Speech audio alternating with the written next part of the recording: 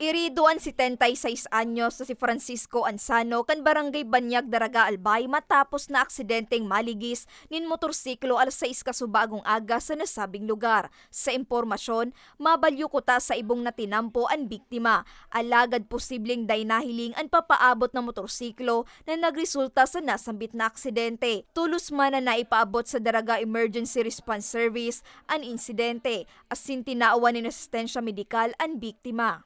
Siguro dahil niya nareparo ining paadang-adang na motorsiklo na kung saan aramtaman minsan ang flexes kan sa tuyang mga lolo ay medyo iba na. Maluya na ang saindang pagmati, maluya na ang saindang pagiling, asin maluya na ang saindang pagmati.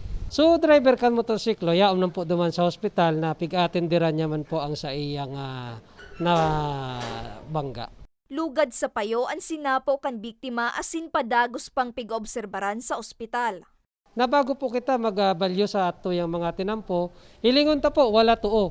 Asin dangugon ta kung may mga paharani or may nagbubusina na mga sakayan para ensure ta muna na bago kita magbalyo sa ato yung mga tinampo ay safe po kita para dai po kita maging biktima kananuman ng mga aksidente. Patanid kan PNP sa publiko, maging maingat permi sa pagbalyo urog na sa mga mayor na tinampo kung sain maririkas asin darakulang bihikulo ang nagaaragi.